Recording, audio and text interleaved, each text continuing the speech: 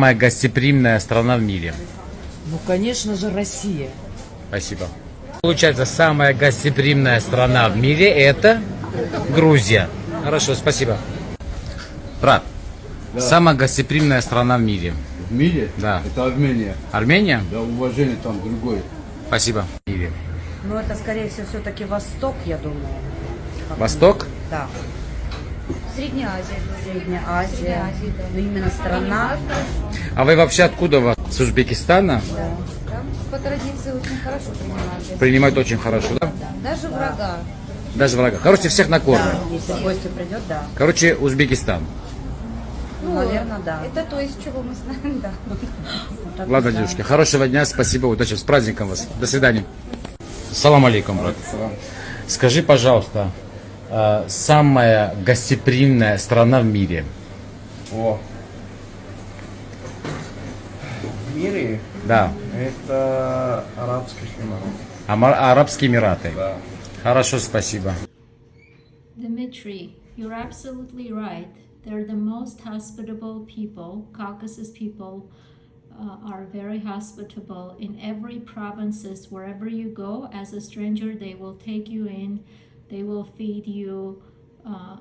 They will dance for you, play music. They're the most big-hearted people.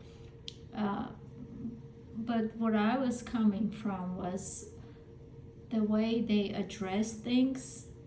It comes off a little bit too emotional versus in Western countries. So I will give you just a couple of examples to make my point clear. So there are two different cultures.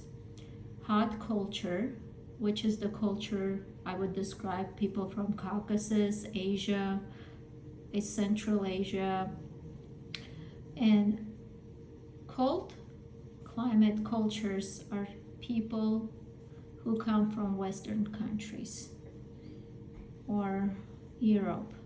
So let me give you some examples. For instance, in hot climate cultures, we typically greet people with proper greeting, which is essential.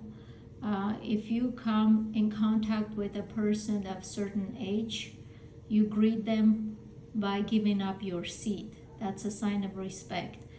Where on the contrary, in cold climate cultures, you address people by their names.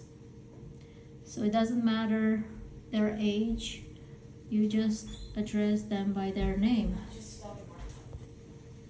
Another example is in hot climate cultures, it's always better to overdress than underdress, where in cold climate cultures, Western cultures, casual atmosphere does not imply disrespect. So you can go casually and socialize. So also in hot climate cultures is the way we communicate. It's all about to make feel good atmosphere.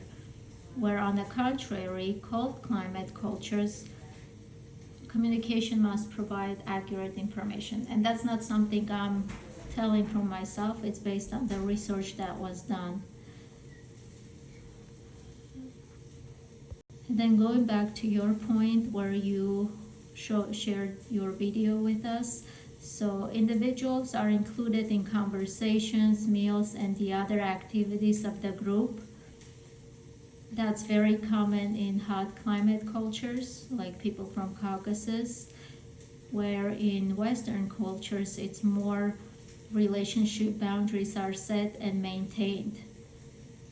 So that's the difference. Hospitality, the host usually takes care of everyone, while in Western cultures, if there's a gathering, typically everybody brings and contributes to the table. So also in hot climate cultures, they're not very time oriented. So if you're telling somebody to arrive at 5, they might get there at 7. Where in Western cultures, time is very structured. They've really prefer time efficiency. So that's another difference. But in terms of hospitality, I do not disagree with that aspect. They're the most hospitable nation. Even when they come to Western countries, they try to preserve that part of their tradition and culture, which is very warm. I remember when I went back home, my cousin was dating to this guy, and I remember on their maybe second or third date, she had to take at least maybe 12 people with her on this date. And I honestly felt very uncomfortable because the guy had to pay for all of us. He took us to a restaurant, greeted us amazingly well. In that culture, it's completely fine. That's what they do. It's a group oriented to make feel good. But that was a lot of expense put in on his part. But from the cultural norm, that was completely accepted. Where in this culture, that's not something you would ever do. It felt like more going on a group date than it was a one-on-one date. But it's totally normal, it's totally accepted and familiar because that's how everybody does it. But not in the Western cultures. Thank you for sharing, Dimitri, again. And I just wanted to provide the pointers that I have discussed. Thanks, bye.